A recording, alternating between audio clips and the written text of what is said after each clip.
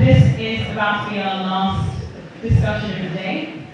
And instead of a panel discussion, we thought we'd end with a slightly different format. We're going to do it in conversation with a member of resisting whiteness, and Eva Jackson. That's the room. But before we start, I just wanted to read out a quick statement from somebody who was in the audience of our last panel regarding something that was said, because there wasn't quite time for this question. It reads, "Hello, my name is Varney Papandeo, and as a Trinidadian Scottish writer, I'd like to give some resources in response to the question about Scottish colonial relations. Good resources include Dr. Gemma Robinson's Caribbean Scottish Research at the University of Stirling, including a conference and her article with Carla Sassi in the International Journal of Scottish Literature, 2008. The poet Kai Miller's Under the Salted Flag blog, and outputs from Louise Welsh and Jude Barber's 2014 Empire Cafe project in Glasgow. In the interest of internationalism, please also keep an eye out on the University of the West Indies publications. This is a live connection, thank you. So thanks, Ronnie, for that. Come on through, take a seat. I will just call people out when you're already late, because it's late and I'm so hungry and hungry. You can do that. So, Deepa Mukherjee is currently working for the University of Edinburgh, or the Edinburgh University Students Association. She's the VP Education Officer there. And over the last 2 years, she's been working on projects around diversifying and decolonising the curriculum.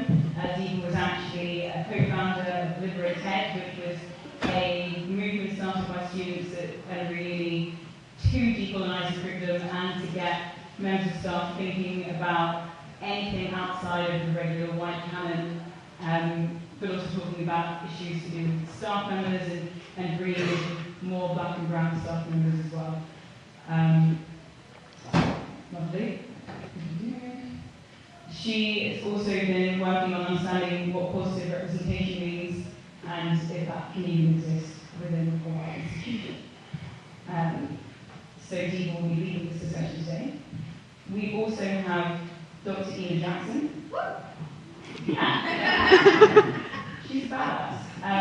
As one of the only few black female academics in Scotland, Eva's approach to her research and practice has developed alongside communities of colour in Scotland and those newly migrated here. She has written about this experience as a contributor to Inside the Ivory Tower, narratives of women of colour surviving and thriving in British academia. Broadly, Eva's work sits within the migration landscape and encompasses the skills and employability, health and cultural sectors. Her work seeks to develop strategies within the communities, others by organisations, in order for them to gain access and speak to and influence the evidence-based policy about them. She also works with carefully targeted institutions to develop infrastructure, policy and processes which seeks to support incorporation of different perspectives. Eva is an experienced clinician, lecturer, researcher and project manager, and has spent most of her career working with marginalised groups, initially pregnant women in the poorest parts of London and Glasgow, and in more recent years, refugees, asylum seekers and other migrants in Scotland. I'm giving you all this information because Eva may not be something that you've seen on social media, but she's definitely somebody you need to know about. She is co-convener of Glasgow Refugee Asylum and Migration Network, RAMNet, and currently works with cross-party parliamentarians, migrant organisations, activists, artists, researchers and policymakers, investigating and supporting the development of Scotland's local, national and international perspective and narrative on aspects of migration and immigration. She supports, through steering group membership, a range of organisations such as Migrant Voice, developed by communities to increase representation at all levels of media, social and political life. She's a board member for the ILFA project, set up to support communities of colour and migrants in Scotland to develop skills to call out and safely navigate the discrimination they experience. She particularly values the skills and expertise of creatives and recently accepted chair of the board of the Centre for Contemporary Art, CCA Glasgow. She is an organising member of Yon Afro, a feminist collective for black women and or women of colour in Scotland that seeks to connect solitary experiences towards the global experience. So she's done a lot. All of that is on our website under her bio if you missed any of these acronyms. So please join me in thanking Diva and Dima for being here.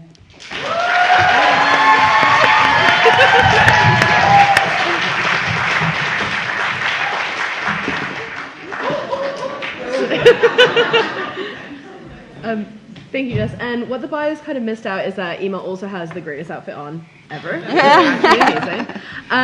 So thank you everyone for still sticking around. I know it's been quite a long day, but we thought it would be really, really helpful to kind of end having this conversation with Ima, just so that we can all kind of learn about the incredible strategies that she's used in all these various forms of activism that you've been involved in. And I think it's just really, really inspiring. Just even reading that bio, it's like, oh my God, how? Just to kind of kick it off, we're thinking, like we've spoken quite a lot over the day about Scotland's relationship with its historical narratives of like slavery and colonialism, and especially about how it really doesn't speak about it, or it really is something that kind of sits in the background of quite a lot of other conversations. And we've also spoken about quite a lot today, a really interesting concept, which is for people of color, how you kind of build up, how your cultural identity is quite important for how you describe your identity, and how that can be very important for a lot of people. Mm-hmm. And I know I definitely found that really, really important for me, becoming an activist and understanding what my identity as being Indian really, really meant. So having that you've done all of this really, really incredible work, we thought it'd be quite interesting to kind of think about, like, how do we kind of draw from those stories of those movements, especially that have existed in Scotland, and how do we understand our own identity as people of colour when we're in a space such as Scotland, which tries to raise it or tries to avoid speaking about it? How do we come to that conclusion? Hi everybody, and thank you very much for inviting me to speak today. A bit of a challenge at the end of this, particularly the last panel there, but also at the end of an amazing day. And I'm really grateful to have the opportunity to come and talk a little bit about my work. One of the things, though, just before we start, is that you say this thing of, often my own work doesn't. I've spent a lot of time actually with the communities, and so haven't had the presence, I guess, maybe on social media and other ways, because of the focus and keeping myself safe by staying with the people that I'm working for. And so just if we're talking about strategies, and as we go through today, I realized quite a few years ago now that I made a decision to step back publicly because it was so unsafe for me, because of the experiences that because of the type of work that I do, and because of the experiences that I have had in my career. So I made a decision to not be public, and just to recenter myself with the people that I want to work with and for. And so obviously that has an effect on your career if you're an academic. But that was what I felt I needed to do, so as a sort of a conscious strategy within this type of work that so many of us are trying to do. So then, I know Jess there said about this type of erasure, about and resources in Scotland around when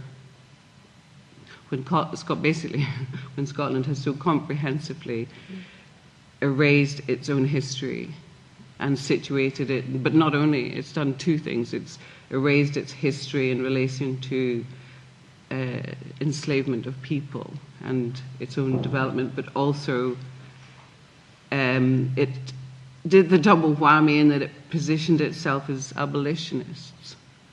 And so there's two stories I think Scotland has to begin to unravel. And just my colleague, friend, Bisola, who I mentioned earlier, who to me these sort of activists who actually stand publicly in front of the general public and tell Scottish people about their history. are amazing. And actually I was at a screening with her yesterday of a film which I had a very minor part in, but she has had a huge part in, and it'll be as a 2-part documentary by the BBC called Scotland's Shame. I can't actually remember the slave history. I can't quite remember the actual title of what they've called it, but that will be released, I think, on the 28th of September. Of beginning to move this conversation along about what Scotland is going to do with this history that it's managed to navigate itself away from for such a long time. Yeah, I think that's really interesting, and that's going to be, I think, something quite helpful for people in Scotland to kind of see, because I remember when I came here for university and I made some colonialism jokes, and a lot of people were like, oh yeah, English people, bad. Yeah. That was just kind of the narrative, and I was like, yeah, but you're also bad.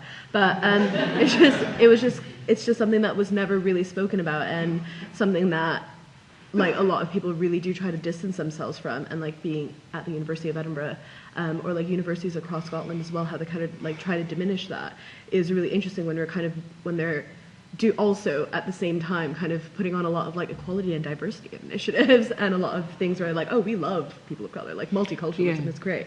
I think that kind of balance is something that I've personally seen, at least I can only speak about the University of Edinburgh, or other institutions based in Edinburgh, how that kind of balance has happened. Well, I think I stopped working with equality. I mean, I know equalities have a place, but in my policy work, and when I start to understand how systems, even when they think they're making a change, are actually often just reusing your efforts to either, I see it a lot in research, you get funding to identify the problem. I've seen so many groups and organisations over the years be given funding to restate the problem that they had stated many years ago.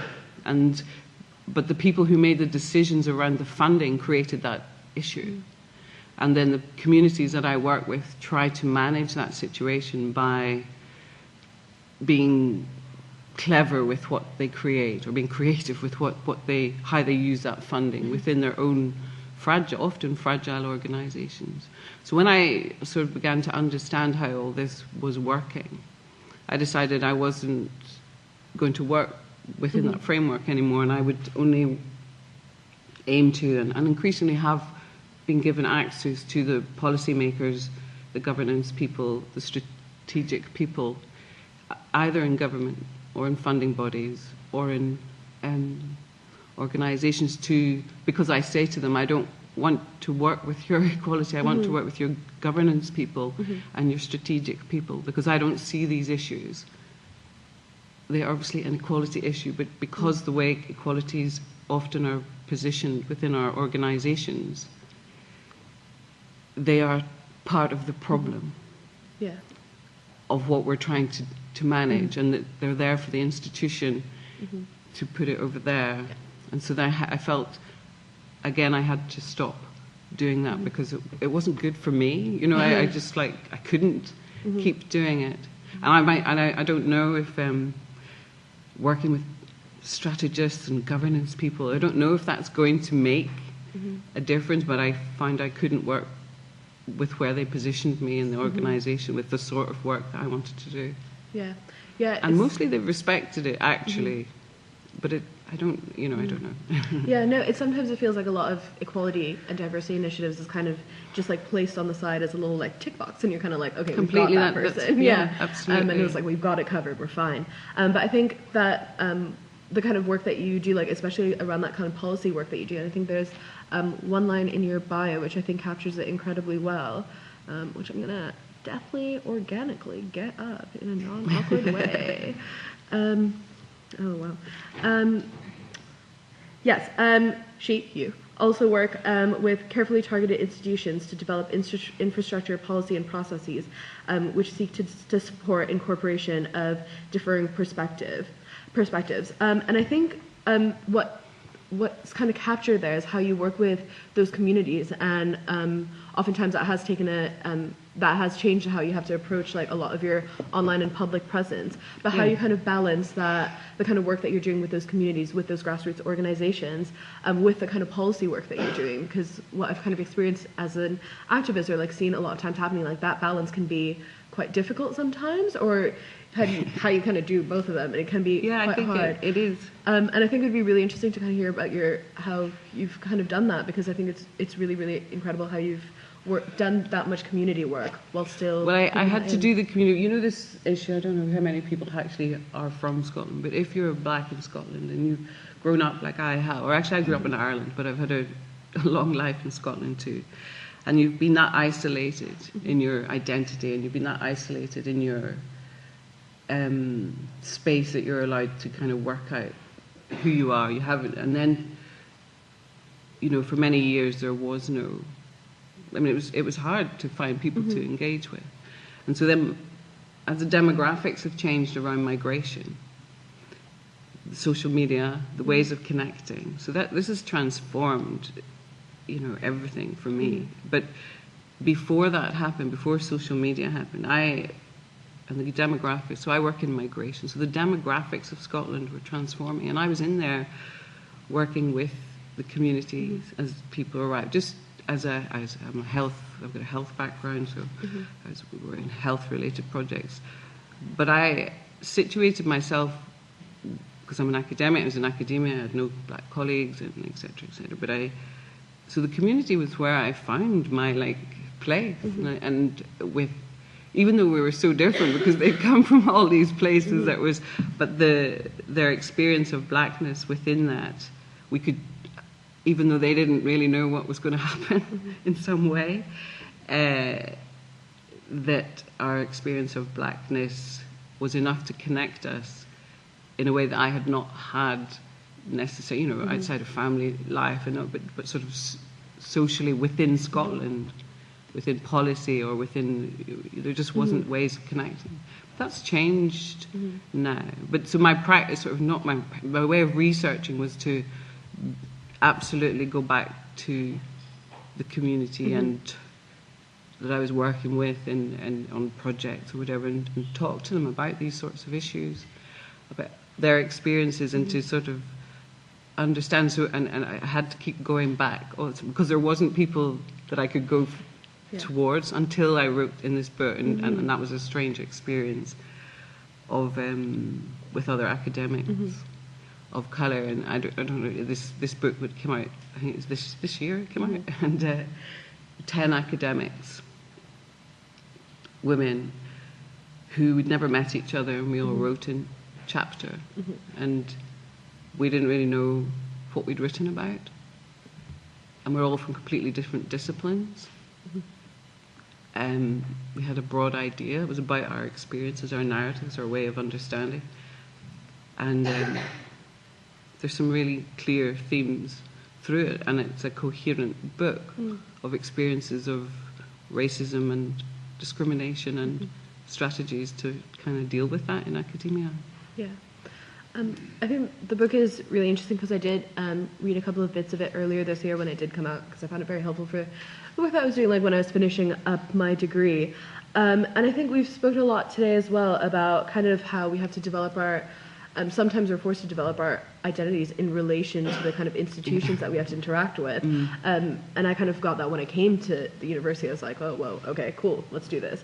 And I think in your email, and when we were speaking earlier, you kind of mentioned how you kind of referred to some of that work about navigating through whiteness in various institutions rather than necessarily anti-racist action. I think that's really, really interesting. Would you be able to elaborate on that? Yeah, I mean, I'm not always sure where this is exactly going to get me, but I'm very aware of what an organisation has to do towards me to be able to start to think about working with them. And so I think about that, and actually sometimes try to discuss it with them to say what I'm going to need and some, it's maybe not going to happen. I certainly have lots of mistakes, and then lots of organisations think they can work with you, and then when actually they start to work with you, they find it too challenging, and they can't make the changes that they think they're going to make, and you've kind of gone in this path with them. And I'm looking over there, because I think there's lots of different ambition, and people want this to work, but I can't make it work for them. I can only make it with them. Yeah, and I'm quite clear now about that boundary. It's not mine. This is not mine. This is just yours. Yeah. And I might help you if we can find a way to work together. So I'm much clearer now. Yeah. I'm quite a lot older now, and so, but it's come through a lot of learning of, painful learning. Yeah, because I guess making that kind of clear, it's like, I'm not here to be like just kind of like do your diversity work for you, or just kind of like help fix that. Where I think a lot of times, a lot of institutions do think that, or they're kind of like, exactly, they really position you in that space. And I think it's a lot of people of color who are working in these institutions then always have that question of do you kind of go through and being within that institution trying to make that change at the risk of being tokenized, or do you position yourself against it? And I've done both, so I have done in the past, but I had to stop because it wasn't good for me. It didn't feel good to me. Yeah. So I had to stop working, and it's not working in that way. I had to think about what is that's being done to me by these organisations that think we're working together. And so I had to look at that sort of and try to understand what that is, that we're now in this thing together. But also that the risk is not all mine. They're very comfortable, I think, sometimes. Putting it all over there. We're helpful. And I think that ties in quite well with the work that you and like Young Afro do more widely. Because I think it was, for me, and I know a lot of other young women of colour who are here, like in Edinburgh, found that a really useful space and a really like helpful space a lot of times to kind of have that space where a lot of women of colour can kind of like get together and kind of speak about their experiences or find that kind of safety net. And I think that maybe alludes to some of the creating of alternative spaces that we spoke about earlier today. So yeah, it'd be interesting to know like how your experience of working within Young Afros. And I'm probably not going to talk that much, but it was actually, but because it doesn't need to really be about Young Afro. I've worked with lots of organisations. Young Afro was something I was part of for something for me. Yeah, so it's not my work. That was actually just like me. And there was experiences within that which I've seen in other organisations as well, which is when women it was women, and largely it is women I work with who have been isolated and come together and get to be together. And then what happens with that is not always what you think is going to happen.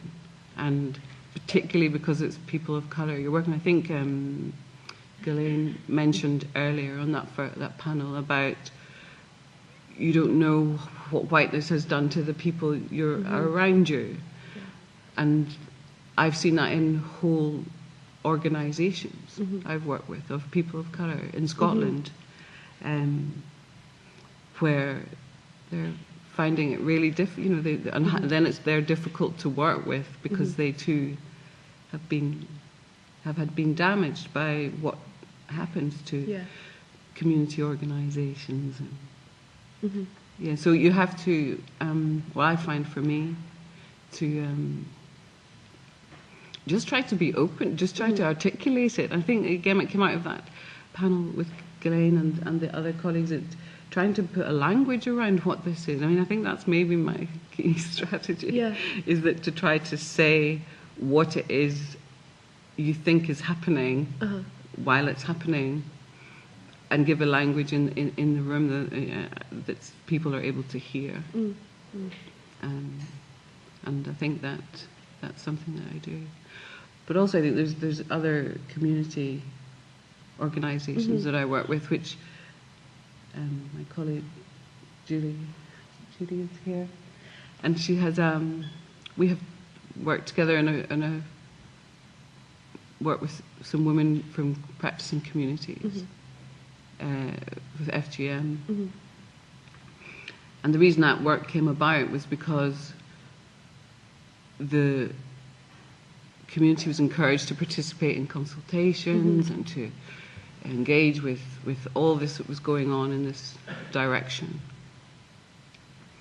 And the upshot of all this hope and thought and effort to try and make helpful policy in Scotland and helpful research was that the very communities who participated in end up feeling criminalised by something they had agreed to participate in. And so then we took a project with the communities to try to work out what would they have done. Oh, okay. Yeah. Who would they like to speak to Yeah. in policy? Who made those decisions? Who would they like to talk about in research and about the funding that they didn't get? And that is the research project, is evaluating and looking and evidencing what actually happened in those. And so the women are amazing. There's an African research women's group that came out of that the women who are really experienced about what's happened in their own lives in Scotland and learning how to evidence that. Yeah. So these are, but that's developed with, that project was developed with the women. Yeah, that's so fascinating because that really does align, like connecting the community and the community's voices and speaking about those issues with those policy changes, and like really like minimizing the gap between those two is like essential when you're creating that sort of meaningful change. Trying to.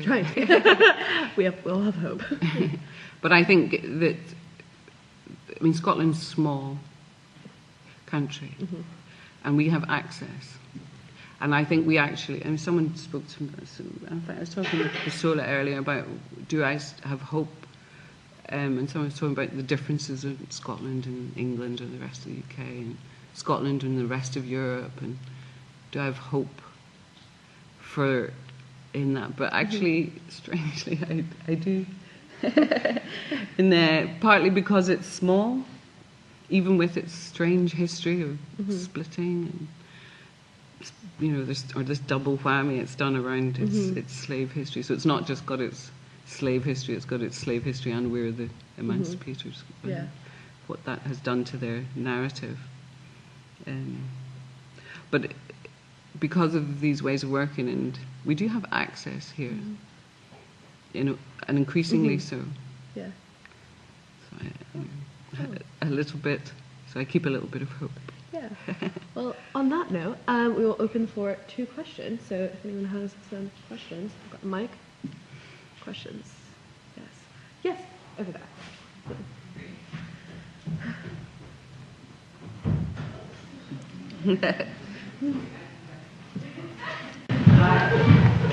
I wanted to actually give you some credit to share quite openly. I think it takes courage to say that there are costs associated with this kind of work.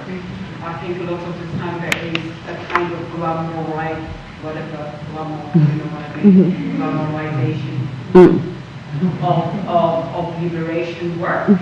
And there's a lot of suffering that goes down behind the door. So I think it's important for us to also speak of that and basically be really keep it real. And that's all that I want to say. So thank you.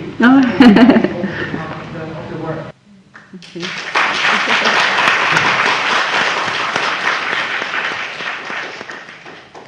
Okay, questions? Yes. Here in front.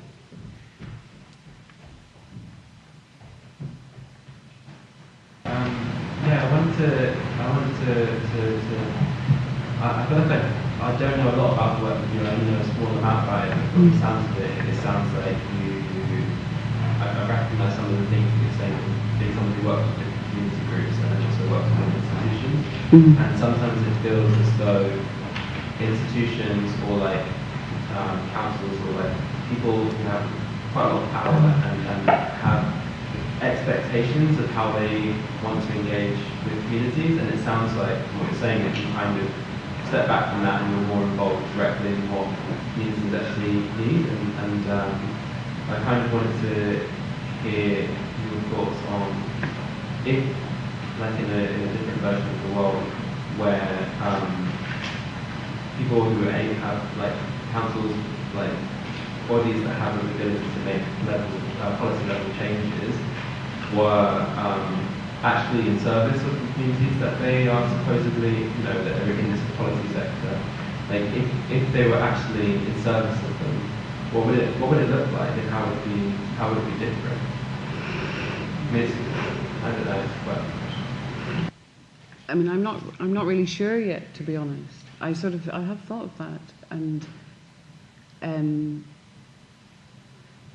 because I don't think we work it out, because it's the way it's all structured now is just so challenging for communities. I mean, even as I've developed this work and this way of working, from the smallest thing can create a lot of work for you just to manage something, just as straightforward as how funding is shared, or in your bid, which as an academic, you're used to just doing it the way it's done, and then if you're going to work in this different way, that's a huge extra piece of work which nobody sees and nobody cares except the people you were working for. So I don't know like the overall picture, I don't know, but what I have done, since it's all become so chaotic, like even more chaotic than life was, and it just feels a very, very challenging moment now. And when you work within migration and you've got Brexit and Trump and all that's going on, and so to work within migration, but all I did was focus on what I can influence and what little bits I can, and work with communities to just work out if I have that influence as an academic, or what would we do with that. And that's really what it is, and it's that kind of way. But I actually have found more recently ways of, that's being recognised, as I say, in Scotland, as particularly as they're trying to do this, and not just in migration, but around the idea of community, around the idea of gender, the idea of there is something happening, I'd say, politically. Jackie, I think, referenced it earlier around the way our system is doing within this wider system. So and I guess that's in there where I don't know if I would be doing this kind of thing in another place. Really, I don't think it would be possible for me personally. So I'm not sure if that really. So no, I don't really know. Is the answer to that? but I just focus on the bits and not try and be overwhelmed by it, because if you really think it's like, it's so overwhelming. So I try not to focus too much on. I focus on the sort of psychology or the psychological bits of the bits that I'm working in, and just try and hold it there. There was a question from the front there. Yeah. I don't know if I can articulate this to question or a statement, but I feel like there might be, for black women, I guess I can only speak for myself, there are sort of degrees of empowerment. And I feel like at the moment there's a real focus on black girl magic, for example. And although I found it liberating, I've also found it quite oppressive. And I just wanted to speak to something that you spoke of earlier about sort of black people having a sort of whiteness thrust upon them and internalized.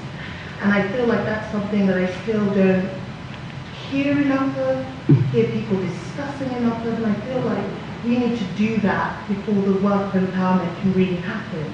We need to own up to the ways that we have been hurt, and that we've hurt ourselves. And I'm talking in particular from a black female perspective. And that's not particularly held, I don't think. I think we focus very much on empowerment and positivity.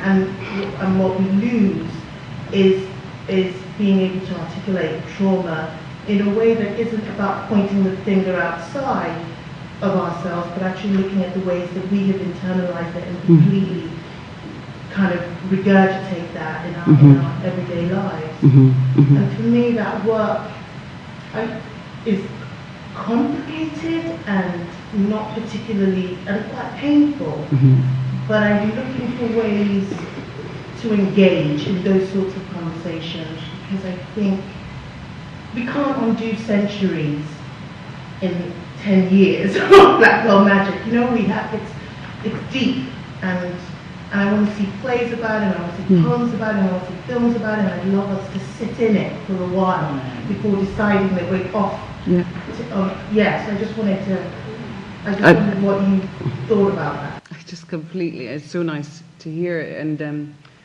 because I don't think we get to talk even, like having these spaces, like to really talk about that we try, you know, with your friends, but on a bigger level. They're so rare, and have been rare throughout my career. But then when I met with all the other academics who wrote in this book, and we did this launch, it was such fun and so strange, because we were women of a certain age. We'd obviously all been through academia, which is where for many years doing this, but none of us had ever like done this, and that some of that moment has been really strange. And I say that for us to be that age and stage, and to be only having that now, is a reflection of the issue, which I think you're talking about. We're kind of being rushed to kind of do stuff.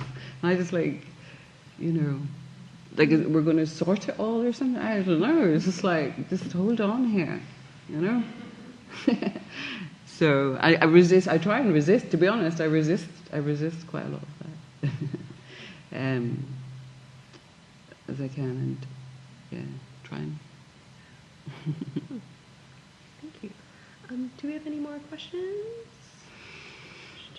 Oh.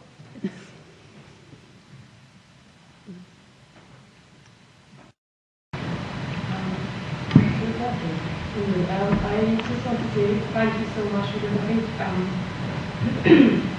you say you don't speak in public enough.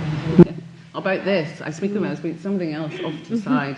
It's not involving me personally. Yes, that's it. Like I wanted to kind of call again, and I do think when there is a good chance and a useful chance, you actually grab it and talk to people, and that's so important. And that's I wanted to ask you to maybe touch on like maybe personal coping mechanisms you take use, and then to like how do you kind of regularly decolonize yourself, and what do you do to kind of. That's been a really strange process, and I'm not sure how able I am actually. And I mean, I grew up in Northern Ireland. You know, what's that about? So it's been a huge, huge process for me, and I can keep getting. Someone mentioned this earlier. I suspect it was Guilaine, about having to redo it all the time, and that's energy, you know. But it's got easier as I've got older, and you're more. It's like something's coming at you, so you get more aware of the triggers. You're more aware of what's when you're getting a bit, I suppose, a bit polluted with something, and you have to just watch yourself. And I'd love to say I did self-care, but I am terrible. I've got really, really bad habits. And so I have to do some more of that. But friends, you know, are amazing, really. Particularly my black female friends are just a real support through this thing, and understanding it and being able to be in it. And of course, then the communities who I work with, which, you know, I wouldn't be doing this without them. And they're new to Scotland. I mean, they're not new now, but they've been, you know, Scotland's demographics seriously started to change in 2000. Many from African countries. And now they're here with their children and they're growing up. And so, you know, sort of being around and working with and helping them navigate the systems that now they were within. And this wasn't just, I mean, I worked with asylum seekers and refugees, but this wasn't just with people just who come to Scotland and making lives here because migration is now just what we're all in. And so their understanding of themselves. And I think that negratitude that we were at, that was really, that workshop that we were at, that was really interesting. Hearing that, the thinking that's gone on there, which I didn't really know about. And so, always learning. Yep. Yes. Okay. Any more questions in the back-ish? Back-ish? Yes.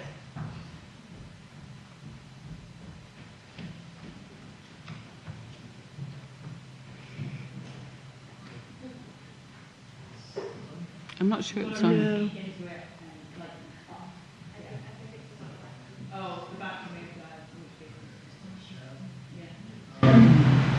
Yeah, really interesting.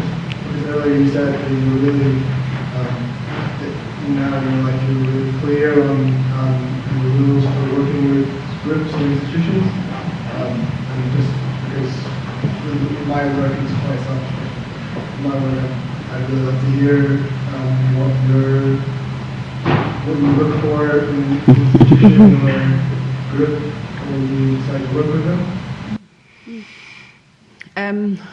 Well, for example, I'm doing some work around the cultural sector. She was involved, and Naomi, and there's others who were involved in that day, that's been a piece of work because Scotland's reviewing its cultural strategy. We don't really know what's going to come from that, but just one of the pieces, obviously, is about exploring how different organisations of scale within the cultural sector. So this was an event that we organised with Ria Lewis, who's a creative producer, and with Leonie Bell from the Scottish Government. And this was like, the Creative Scotland and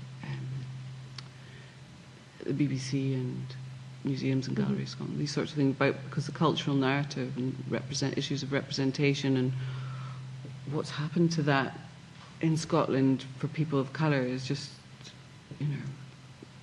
criminal, really. And so that was a place that we thought we could maybe influence what happens, because it's very hard to get in there. So we did this event and brought together people who weren't from equalities generally. They were from strategic folk within organisations. Anyway, and we did something together that day. But then, working from that, the first thing to look at was who came. It was a very strange day, but who came towards me or Ria and the others was the first question. So I'm not going looking for you. I've shown you something.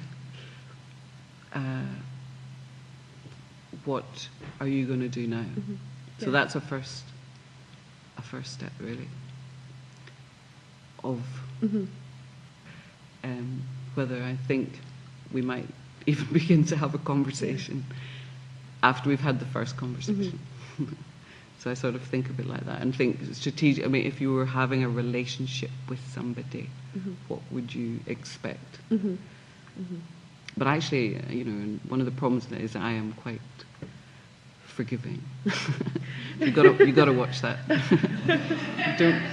don't be too forgiving. So.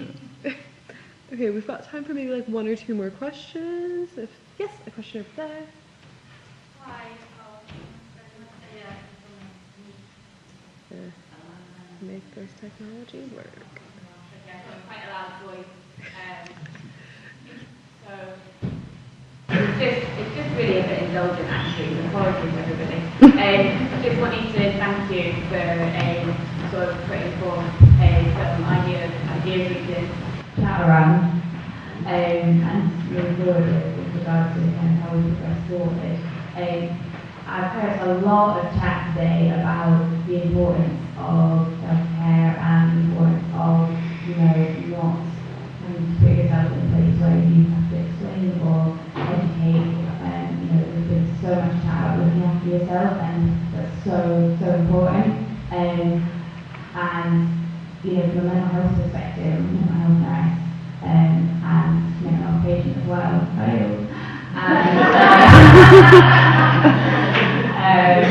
And it's very telling hearing everyone use basically mental health appropriate language with regard to how to resist white supremacy and oppression. So I just really wanted to say thank you to everybody for making this a really great day, and Edinburgh citizen who often gets that really wrong. Who's never ever been in a room in Edinburgh with different cues. It's been a real privilege to listen to. I think we should round it up there. Oh, there's one question. Oh, sorry, yes. Hi. I guess my question kind of relates back to what you were saying about how it's kind of similar to a question I think that was asked earlier, but in terms of figuring out with regards to being in these spaces, in these white institutions, in these white spaces, and feeling like you might need to do something or might need to find like that balance between doing something and but also like preserving your mental health and that kind of thing. How do you balance that but still kind of contribute in a way that feels authentic to you without having to feel compromised, not just in terms of like principles within the institution, but also in terms of like preserving yourself? Like how do you give to your communities and to the future, let's say, but also feel like you're building something a bit more internally? I don't know, it seems a bit of like it's a very vague and very big question to ask, but I guess. I'm not really sure if I would have, like when I was younger, I don't think I would even have known. And I think I'm quite optimistic. When I see the young people so active and learning this vocabulary and learning how to be, I mean, it's just, I learned so much from you. I mean, it's really, and I really didn't have that around me when I was learning how to be. And so I'm older now, and I'm watching, and I have, you know, teenage children now, and watch them, and I think this articulating of what it is our biggest way, really, of learning how to articulate what exactly this is, because there hasn't been a language around it. There isn't. It's been in diversity and multiculturalism and I don't know what stuff, but it's not been. That's not been a helpful language for me. So much that I really don't go there. So, but I had to learn what that was doing to me in a way. So, I guess how young, and the activism of people, because I didn't really see what I did as activism in that way. It wasn't like, it was about me looking after myself with the work that I was choosing to do. That's really, so, and it was like an act of activism for me to be able to work with communities, and so even though it's been complicated. So it was, but it was driven for me to be able to do the work. And now I can reflect on it. And then when I hear people talking about it, I'm thinking, I wish, you know, if I had known that a long time ago, that would have been good. So, I'm, you know, in a way, as I say, I'm a bit of an optimist. So. But I think that's a lot of learning has gone on. I think we should recognise that we are learning how to be in this. Well, that's, we have one last question. Yes. One last question. Yeah. Okay.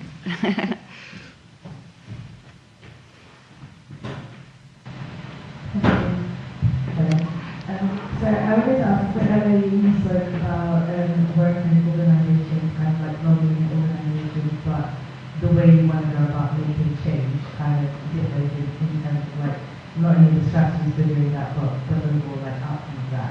And so, my question is, so I kind of work in an organisation that I think is well-meaning, but often, like the way that I want to, or I think it's best to go about doing certain things is constantly challenged, and constantly I'm made to feel as though I am like the problem in the organisation, or creating a problem where there isn't a problem, or just being the person of problem.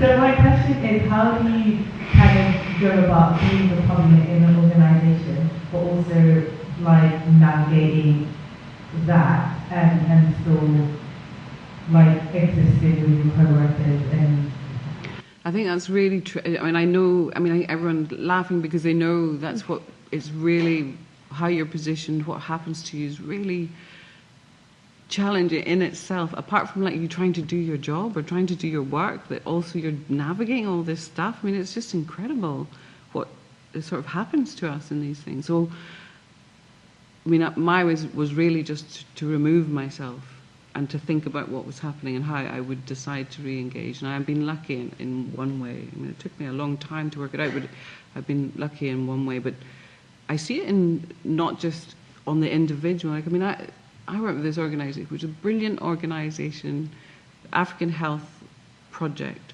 it's in Glasgow, and it's related to Waverley Care, and it was about African people who came to Scotland who have HIV, and about the sort of support around what they might like to have in place. And one of the brilliant things that they suggested was that they would have, someone mentioned, where do you learn what to do? So, where would you learn to have your healing conversations about your health? And they had set up this brilliant project with hairdressers, and it was educating black women, their hairdressers, to understand about HIV, in order when the hours that women were in there, they could talk. It was safe. It was women. They could, and it was just a beautiful project, right? And so it got funding. That was great. And then the measures by which they decided whether this was worth it, and it was not expensive. That's the other thing. It was not even an expensive project. But the idea was just too much for the organisation to redo it. And I just find these, so it's a bit like you find the solution, so we've still got the same problem now. Where can we go for people of colour who want to be able to talk about their health issues related to HIV, the knock-on from HIV, because people with late diagnosis or they're not coming forward for service. I mean, it's just huge for the community, right? And here was a solution, a beautiful, creative, thoughtful solution in response to a community need, and it's going nowhere now. And that's, to me, these things are just criminal. So that project was seen as a problem. A solution was seen as a problem. So, you know, in a way, so I'm not answering your personal thing, but I'm saying that that's what happens, and how to navigate that is something we need to think about. But I'm saying that because that project is so good, I will go back to people who will make decisions about that, because it is so right, it is so wrong that they did this to it. So. Yeah, and it wasn't my project. I just know that it happened, and so my efforts then would be to support the people who would do the project to get that actually seen as the value that it is, because sometimes people need help to understand that the thing that they've identified as they think is a problem is actually the solution. Yeah. So so you're the solution for their problem, even though they don't know that they're the problem.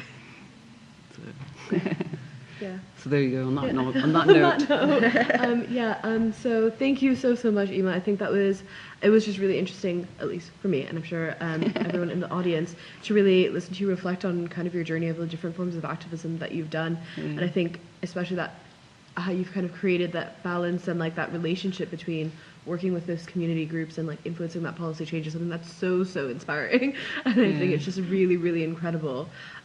So thank you so much, and also to really tie up the entire day. Like, it's a really, really nice note to end on. Right. So hopefully everyone has some tips on how to Yeah. engage their activism.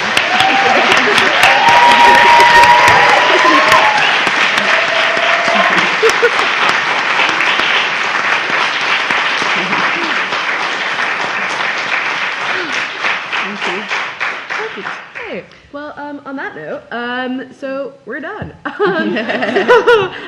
Thank you to everyone who's come today, everyone who's supported today. It has just been like a really, really fantastic journey, and like a very tiring journey in a lot of times as well. But I think when we were speaking together, like with various committee members and stuff, we were just like, this is amazing. Like, people have showed up. It's Saturday. It's really, really amazing to see that everyone's like put in the effort and that work, and it's just really, really wonderful to see. So thank you so much to everyone who's supported the Resisting Whiteness Collective, and all of just everything. Thanks, pals. Like, that's very, very nice of you. I don't really know what else to say. Thank you so much.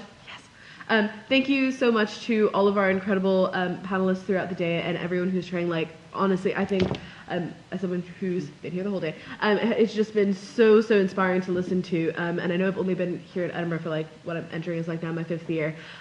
This is really like one of the first times I've been like, cool, I could stay here. This is fine. If no one leaves. Yeah, it's just been really, really incredible to kind of see this happen in Edinburgh, and it's just so lovely. So thank you so much to everyone who's traveled or like put in the work to really, really come and support us and support all of our incredible speakers, everyone who's so cool. And then finally, a massive shout out to Lighthouse folks for all of the incredible support that they've provided to us. For just like honestly every step of the way. Like, Lighthouse rules. If you haven't been yet, it is slightly that way. Genuinely don't really know where we are right now in terms of directions, but it is close to here. So if you do happen to live in Edinburgh, or if you're coming back to Edinburgh soon, I would recommend going down there. Like, everyone who works there is like super lovely. There's a dog sometimes. It's awesome. They've just got such an incredible selection of books. And I'm also a big fan because of how close it is to the University of Edinburgh, because it is just like one of those really, really important like alternative spaces for where you can learn really incredible information that you're probably not learning in your class at the University of Edinburgh. So it's just a really, really fantastic space for that. So thank you so much to everyone at Lighthouse, and also all of our the incredible stalls outside. Basically, thank you to everyone. Nice. Thank you. Thank you.